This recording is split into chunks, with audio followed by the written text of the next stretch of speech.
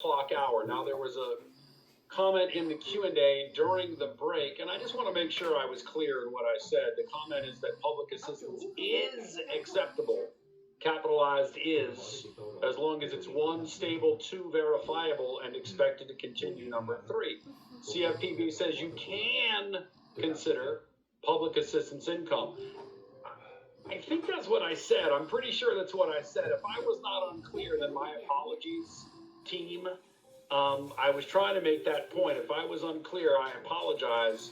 It appears, since the question came up initially and the comment was added during the break, I may not have been clear. So, to be clear, public assistance is definitely income that can be considered as long as it's properly documented, meaning verifiable, and stable and expected to continue. Just really like any kind of income that you might use. Right? The point we were trying to make is under the Equal Credit Opportunity Act, it is prohibited. It is illegal to not consider it just because the creditor doesn't want to use it.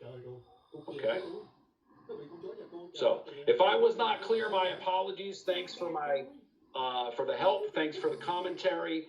And please, again, if there's something that is unclear as I'm saying it, make sure you do let me know if you don't quite get it from there. Where we left you at the break was the Truth in Lending Act, TILA, and where we'll start here is the same place we started with RESPA and ECOA, the name of the law. It's important that you know the name of the law because the name of the law tells you what it does. This one, as clearly as it comes, it says tell the truth. If someone's applying for a loan, applying for credit, they should be told the truth. Not only about the costs of their loan up front and annually, and over the length of the loan as well, but the terms of their loan, like what's the limits for repayment. That's what the Truth in Lending Act is. How does it protect the consumer? Well, we look in the middle of the page on 27 in your book, 25 in your PDF. It says that the Consumer Credit Protection Act, the CCPA, includes the Truth in Lending Act. And the ultimate goal here is to promote the informed use of credit by consumers. And informed use includes that the Truth in Lending Act was one of the first laws the federal government adopted disclosures as the main means of protection. So how does the Truth in Lending Act protect consumers? Well, by disclosing the costs and terms of credit. And I want to make sure we're clear with this phrase. Cost of credit is a little different than what we saw earlier under RESPA, where we talked about the cost to close the loan. Okay? Cost to close is how much do I have to pay XYZ mortgage to originate for me? What am I paying XYZ mortgage for their services to get me the loan? That's cost to close. That's definitely a cost of borrowing money. But it's upfront, we pay it, we're done with it. Over the life of the loan, cost of credit also includes, what are the interest costs? The interest costs are generally the most expensive part of borrowing money. And that's what most people consider as part of the cost of credit is what's my interest cost. But just know that cost of credit is all inclusive. My interest costs are certainly the most expensive, but if I'm paying a loan originator fee, if I'm paying a mortgage broker fee, while those are settled up front, those are also costs of credit. Those are also costs to borrow money. So cost of credit is upfront costs required to borrow and the ongoing costs over the course of, let's say, 30 years. By the time this loan is all said and done, what will I have paid in total for the right to borrow this money? That's costs of credit. Terms of credit is just the rules. If I'm borrowing money for 30 years, how often am I paying every year? If I'm late, what are my late fees? Right? If I default, what happens there? What are the foreclosure procedures? Those are the terms of credit. There are uniform standards that the Truth in Lending Act has designed to allow for clear disclosure so consumers can more easily compare. These two uniform standards you'll see in a couple of pages are the APR, the annual percentage rate, and the finance charge. You see, there should be truthful advertising. This is, in my opinion, what should be first as far as truth in lending. The advertising is what compels us mostly to choose one lender over another, right? If we're in the market to buy a home or in the market to refinance our current mortgage, most of the time we're compelled by marketing or advertising we see and hear to call one company versus another. The expectation of the Truth in Lending Act is that advertising should be truthful, not misleading. And then finally, there are some loans that allow the borrower what they call the right to rescind. There are some loans that allow, even after a borrower might have signed their closing documents, the borrower is allowed to cancel that loan before ultimately it funds. Some loans allow for what's known as a 3 business day rescission period in between the day you sign and the day the loan actually funds, so that borrower can take a deep breath to make sure it's still something they want to move forward with. Not every loan allows that. We'll talk about which ones do and which ones don't when we get to that spot in the material in a few pages. Now, the regulatory agency here and regulations, once again, here is the CFPB. The Consumer Financial Protection Bureau is the primary regulator with responsibility of oversight for most of the laws pertaining to what we do. You see that Regulation Z is commonly what TILA is referred to as. The regs pursuant to TILA are known as Regulation Z. You definitely want to highlight that. You might even want to write something like TILA Godzilla, I've heard people say, as a way of remembering that. Some people just say TILAZ, like they're doing a magic trick and a poof of smoke's coming up. And one of my favorites over the years has been TILA Z Truth. Like tell the truth, TILA Z Truth, as a helpful way of remembering TILA and Reg Z go hand in hand. I don't care which one you use.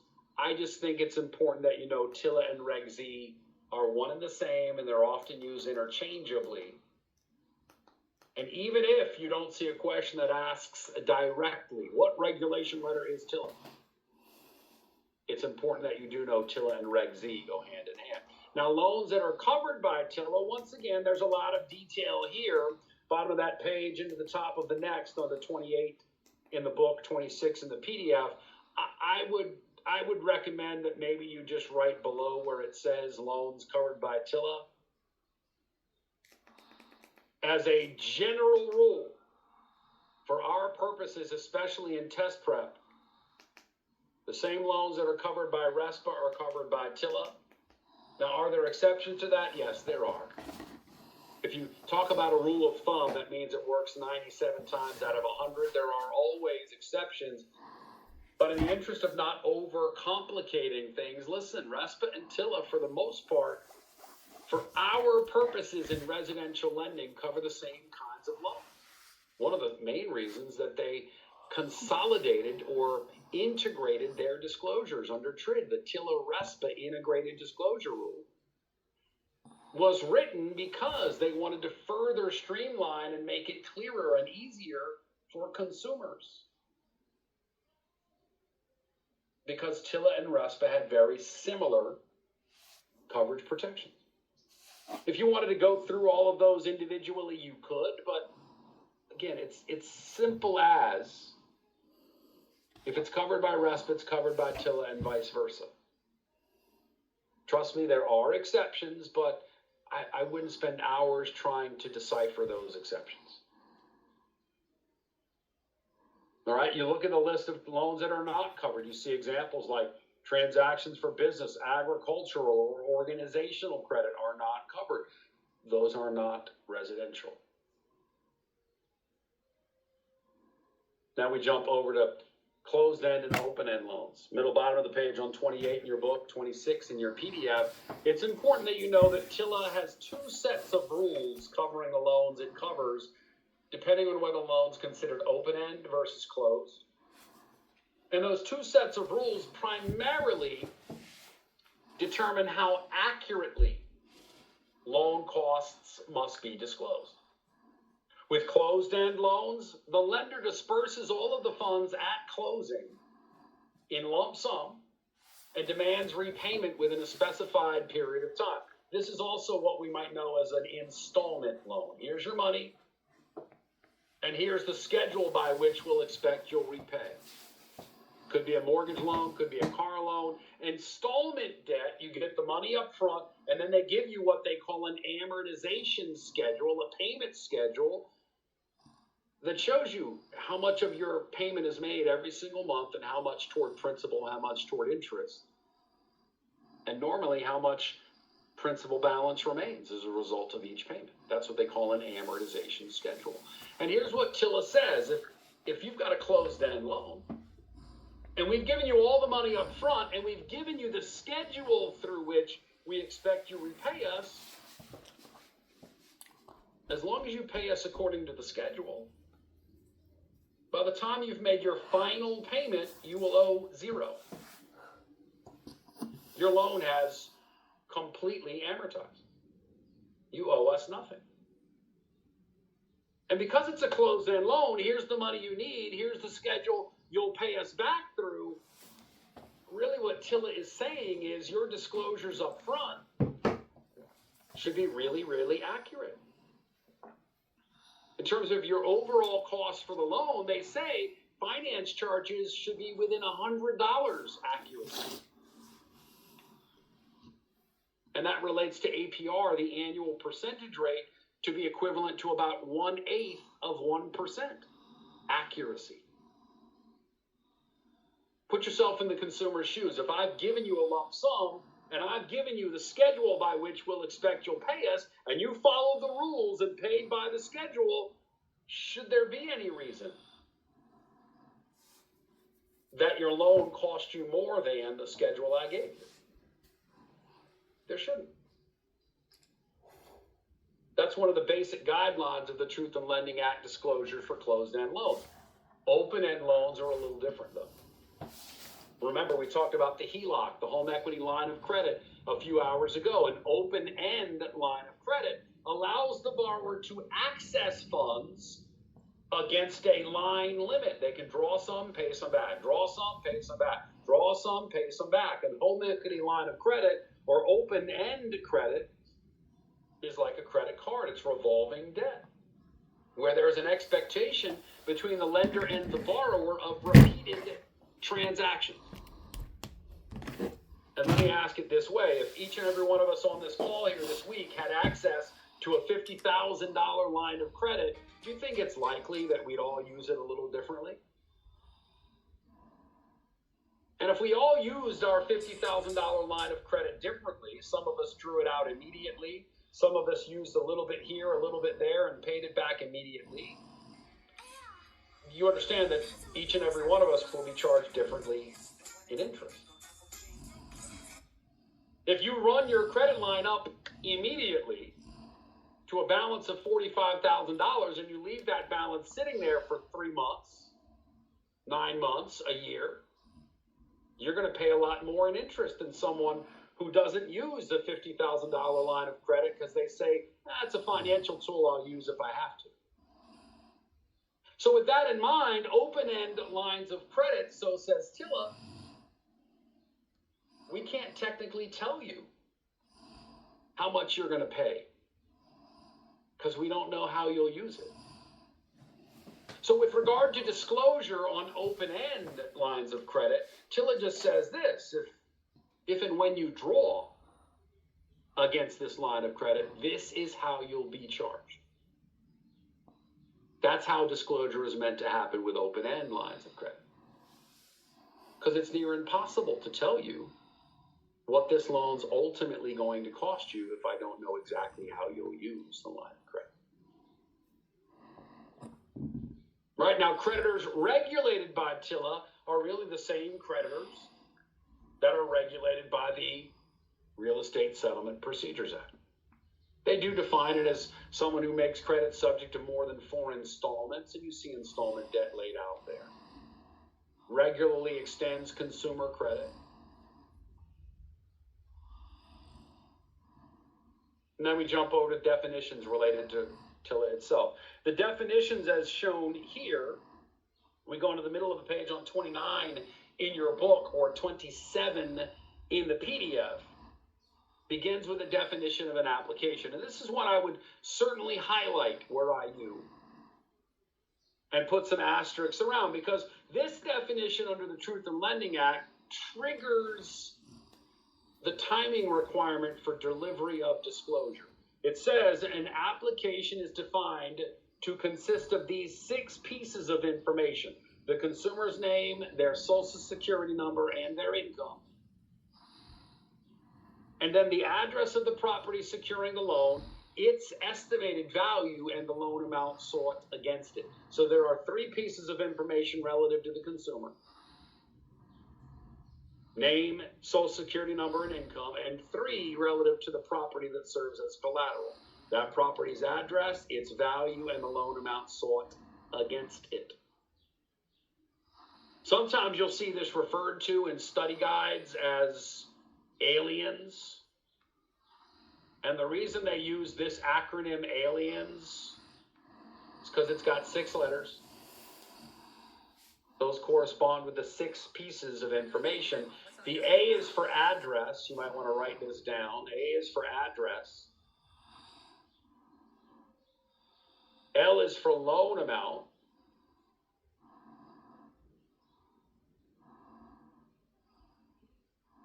I is for income.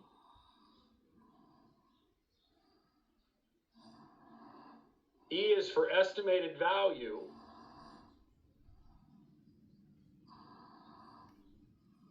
N is for name. And S is for social security number. I'm not going to type that out.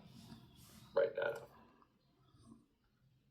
But that's a helpful way of remembering the 6 pieces of information that make up what is considered an application according to the Truth in Lending Act. And the significance of this definition is that the regulators have said, look, so that everybody's on the same page in this business,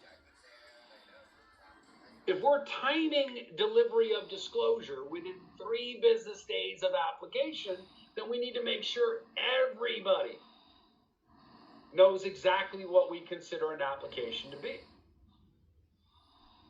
So once you've collected these 6 pieces of information, then technically you have an application in hand, and at that point the clock begins to tick to the delivery of initial disclosure. And initial disclosure is based on what's called the general definition of a business day. Bottom of that page, you see the general definition includes any day on which that company's offices are open to the public to do business. Generally, it's Monday to Friday. But the point they're making here is, look, if I've taken an application from my client, and now that I've got those 6 pieces, the clock begins to tick for me to prepare and provide initial disclosures. Well, you can only hold me to prepare and provide initial disclosures. You can only hold me to days my company is actually open. In other words, if my company is closed on a Saturday and I've got no access to my computer on that Saturday, you can't hold against me that Saturday as a day I did not use to prepare or provide disclosure. Because I couldn't get into my office. I couldn't log into my computer. I know we all work, or a lot of us work remotely, and we've got laptops so we can work 24/7. But the point is, they're saying officially, if your company is not open for business that day, that's not a day that counts against you to get initial disclosures out.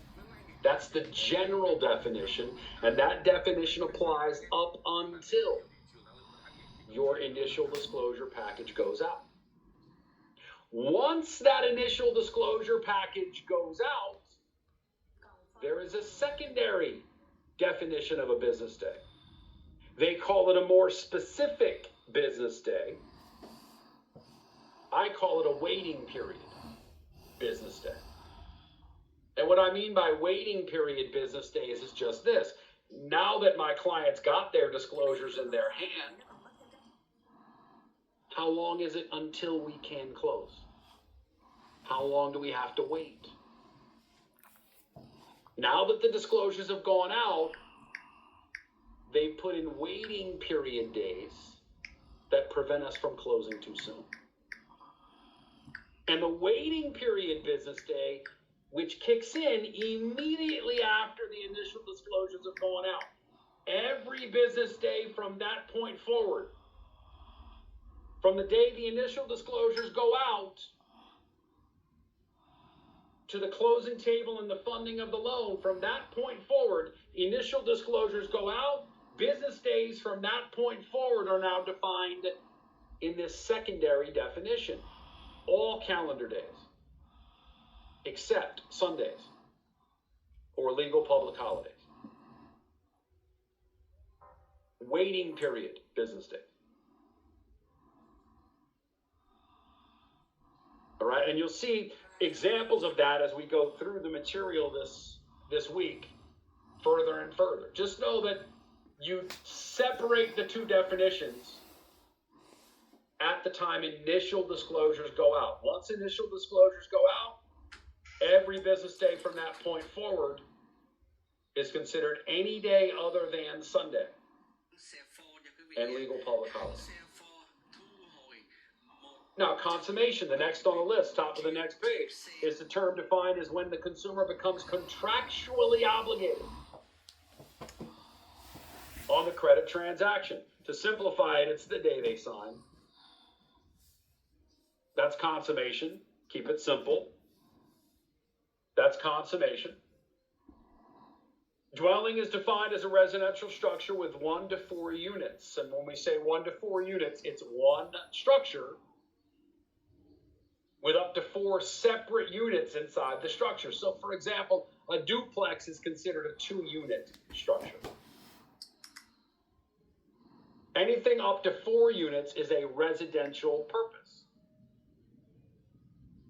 5 units or more would be considered commercial and thus wouldn't be covered in the use cases we're reviewing this week. We're doing residential transactions. And then following there, you see residential mortgage transactions. There's a mortgage or deed of trust, a lending agreement, where a dwelling is considered the security interest. It's a loan that is secured by an interest in the dwelling. That's what makes it residential, the interest in the dwelling. Okay, can you repeat please? I believe that came up as we were talking about business days. We said the business day separation is once the initial disclosures have gone out to the client. Business days from that point forward are defined as any day other than Sunday and legal public holiday. Prior to initial disclosures going out, business days are defined as any day on which the company is open for business. Because remember, if I've still yet to prepare and provide your initial disclosures, you can't hold against me a day that I can't get into my office. If my office is closed, you can't hold against me that I wasn't able to prepare or provide you disclosure. That takes us over to stating the cost of credit. We alluded to this a few minutes back. We said that cost of credit is the overall cost over the life of the loan that it will cost you in total to borrow this money. And we said there are two uniform standards in stating the cost of credit. The finance charge, middle bottom of the page on 30 in your book, 28 in your PDF, is the cost of credit expressed as just a straight up dollar. In other words, if you are borrowing $300,000 over 30 years, by the time you've paid that loan back, you borrowed $300,000 Dạ đúng. over 30 years. By the time you've paid that loan back, you might have paid back in total $1 million. Okay. Look. Which means of the entire amount you paid back, $700,000 of that was the cost to borrow the $300,000 loan. That could include interest. The majority of that total is likely interest. That's usually the most expensive part of borrowing money. But inside of that same $700,000 total might be a $4,000 broker fee. Might be $8,000 in private mortgage insurance over the life of the loan. Costs to borrow money that you are required to pay as a condition of borrowing. All of that is considered in making or calculating what is the finance charge. What is the dollar amount in total over the length of time you're borrowing it cost you to borrow? But Ed, I only borrowed $300,000. What do you mean I'm paying $700,000 to do it? Yep, you are. You sure are. It's expensive to borrow money, especially when you lengthen that term as long as 30 years. It's expensive to borrow money. Now, the annual percentage rate is that same cost. It's the same $700,000, but instead of being disclosed as a flat-out dollar amount, instead it's expressed as a yearly rate. In other words, how much am I paying of that $700,000 year after year after year? And if you just I'll give it to you here as an easy example. If we just divided this by 30 years, that means it would cost us $23,333 a year in finance charge to borrow that money. This is not exactly the way it's calculated, but just for the sake of concept, I'm going to break it down this way. The annual percentage rate is just simply taking this overall cost and averaging it out annually, and then saying, all right, if it costs me $23,333 a year to borrow that money, what percentage of my original loan amount does that represent every single year? $23,333 is 7.77% of my original loan amount. So that's what it's costing me yearly as a percentage of my original loan amount to borrow that money. Well, people say, oh, yeah, Ed, that's the interest rate. It's interest plus other costs to borrow the money. Yes, the majority of that cost is interest. Maybe 7% of that cost is interest. And 0.77% is other costs like a mortgage broker fee that you settle up at the start of the loan, like private mortgage insurance. Combined, that's APR. And listen, this is the difference between the note rate, which is just the rate of interest, versus the APR. The note rate is just what the interest costs will be. APR is interest plus other costs required of you to borrow that money. This is why when you see a television commercial or you hear a radio ad, you always hear that funny little voice. 30-year mortgage at 7%. And then that voice says 7.77 APR. Ever heard that voice? So the reason they've got to tell you that is because there are costs other than interest involved in borrowing that money. They can't just tell you the interest rate because it wouldn't be truthful if there are other costs you're required to pay to borrow that money. And so they say there's a requirement here for a standard to be disclosed so the borrower can more easily compare offers. And so what that means is this, guys. If you've got a borrower that is entertaining 3 lenders, each of whom is offering a 7% rate, 30-year fixed, $300,000 loan, it all looks the same. How would I tell the difference? Well, what I'm looking for is the lender that's got the tightest spread between the rate of interest versus APR. Generally speaking, the lender that's got the tightest spread between the rate of interest and APR is the lender that's charging the fewest fees over and above interest to borrow that money. So all things calculated the same, which they're supposed to be, they're uniform standards after all. All things considered, the lender that's got the tightest spread between the rate of interest and the APR is generally the lender that's charging you the fewest fees. I say generally because people manipulate these fees.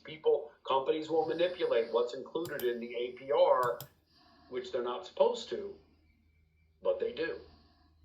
So that brings us to that question, what is included in APR? If you look in your book, into the middle of the page, on page 32, if you're in the PDF, it's page 30, you see this chart.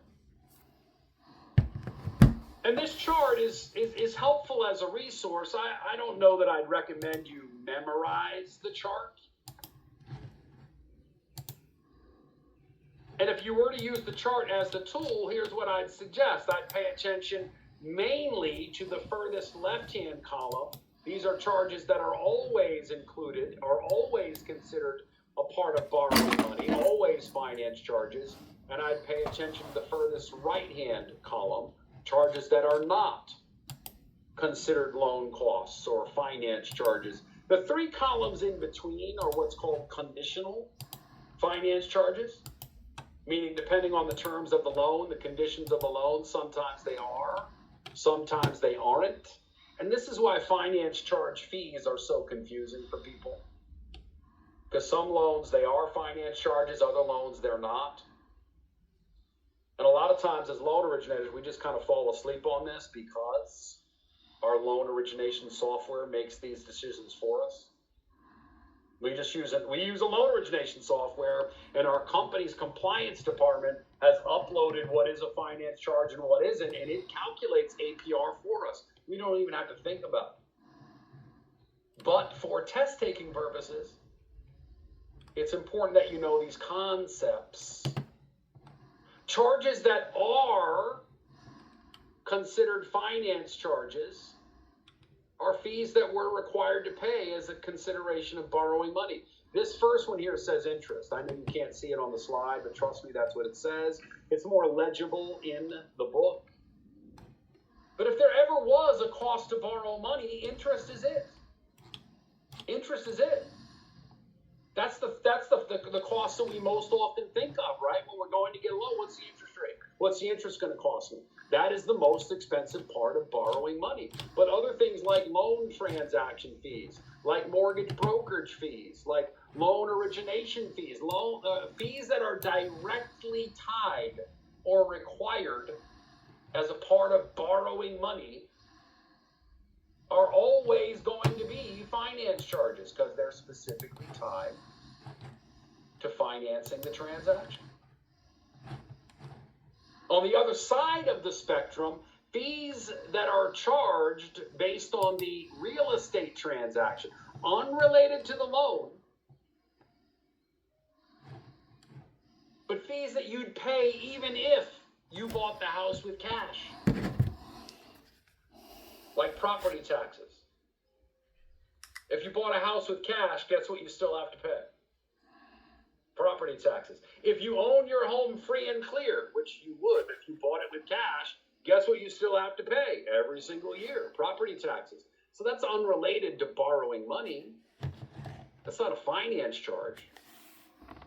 Property taxes are about your ownership of that property.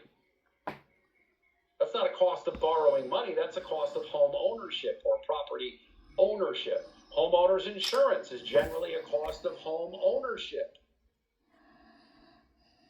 In some cases, people will argue, well, I don't have to get homeowners insurance if I don't borrow money, but you could still buy it even if you own your home free and clear. And that's where the gray area begins. I would tell you as you're preparing for this test, the way you differentiate between a fee being a finance charge versus it not being a finance charge is to simply ask yourself when considering the fee, is this fee directly related to borrowing money? In other words, am I only paying it because I'm borrowing money?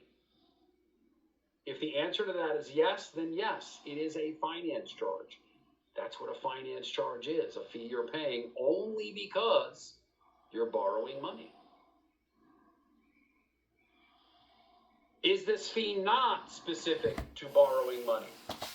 Real estate taxes, real estate agent fees.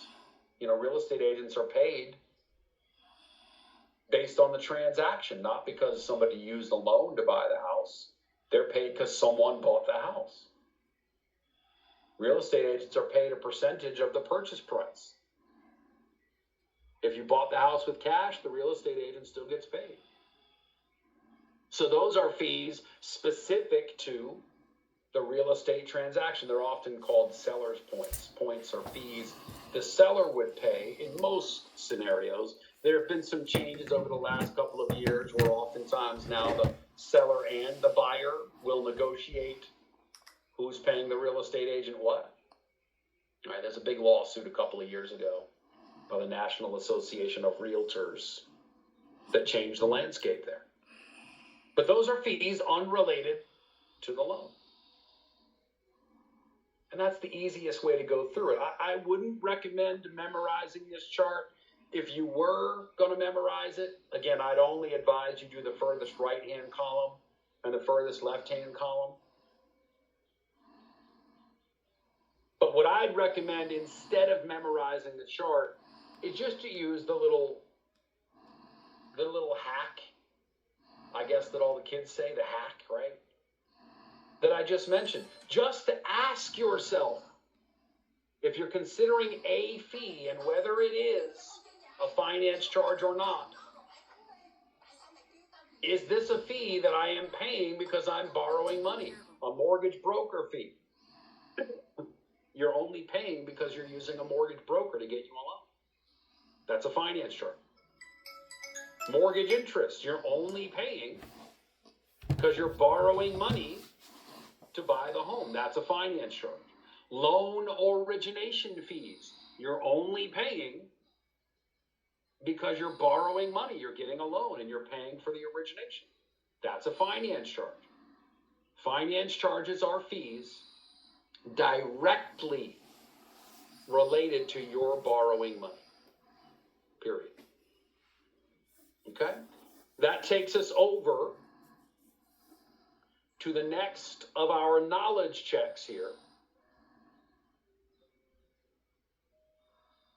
And we ask you here, the annual percentage rate is the cost of credit expressed as a what? The annual percentage rate, the cost of credit expressed as a what?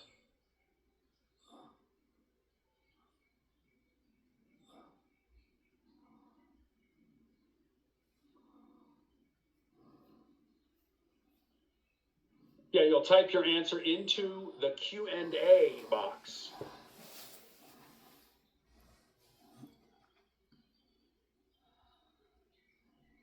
Good. Cost of credit expressed as a yearly rate. As a yearly rate is what they're referring to here, a yearly rate. A couple of you gave me percentage. I give you credit for that too. Number 2, this is defined as the time a consumer becomes contractually obligated in a credit transaction.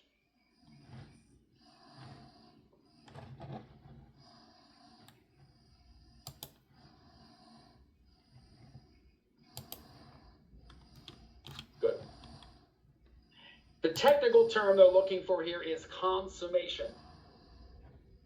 But it's the day they sit down to sign their closing documents. Consummation is the technical term they're looking for there. And finally, number 3, this type of credit is extended in one lump sum. One lump sum.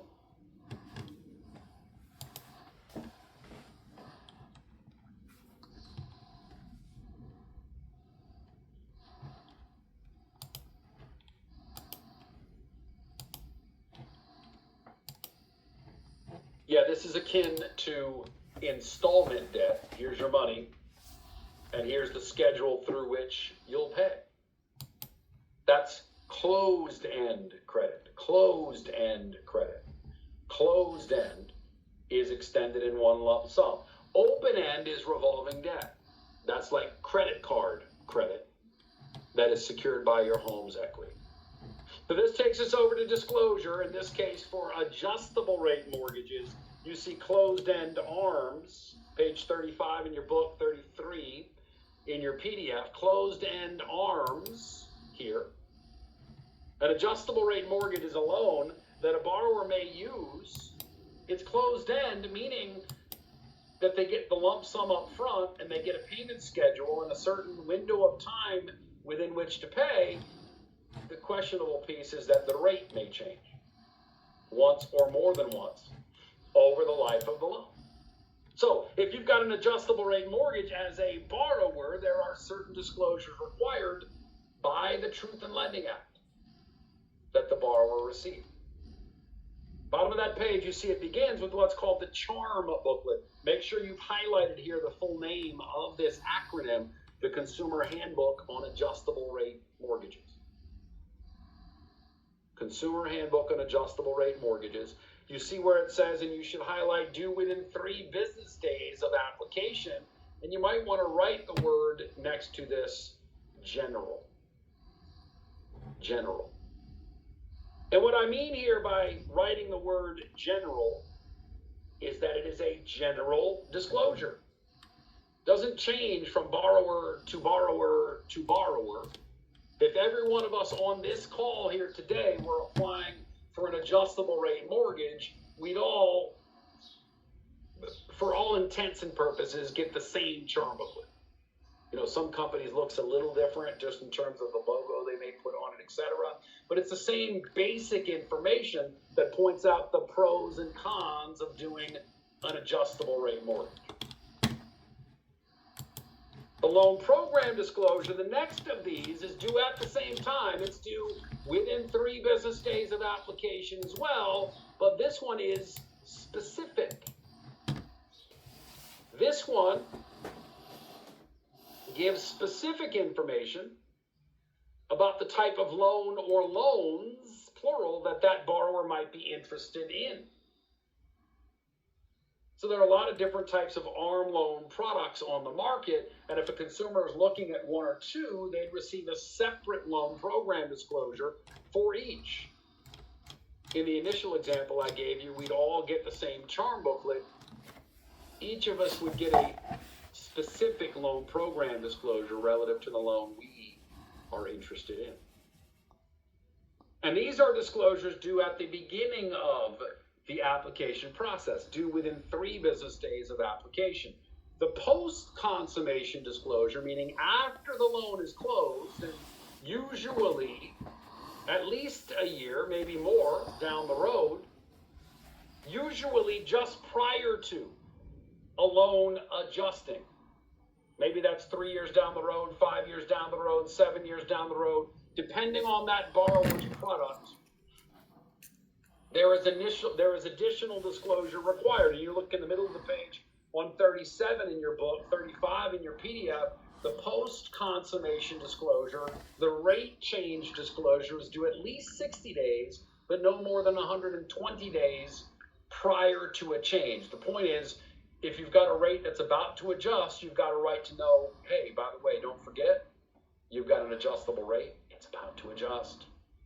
And here's what your new rate's going to be and how it will affect your payment.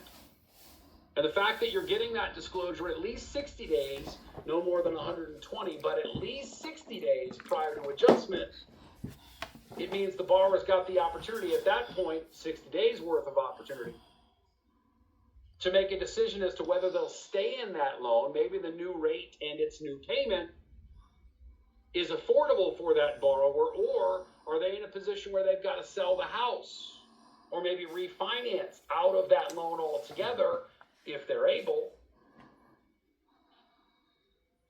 They've got to do something in many cases, which is why it's required that that disclosure be as early as 60 days prior to the change.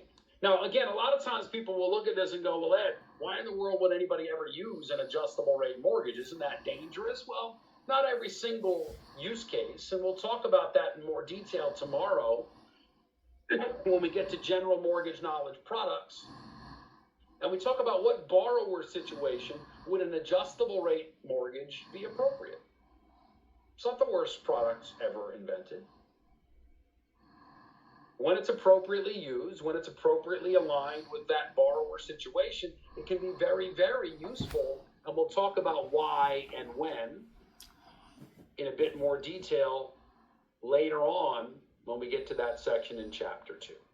Right? The takeaway really here is that the Truth in Lending Act is the disclosure, is the law rather, that requires that disclosure.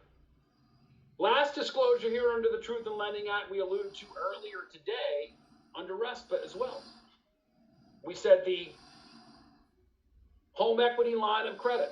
What you should know about home equity lines of credit is a disclosure that both RESPA and TILA require. RESPA talks about the pros and cons.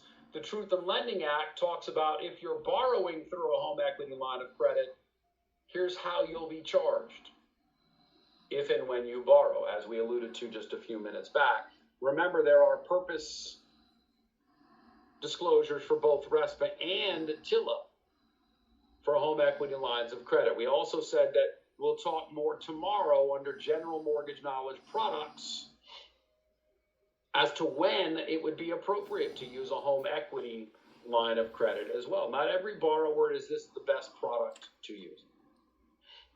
All right, that takes us over into the right of rescission. In the book, that's page 42.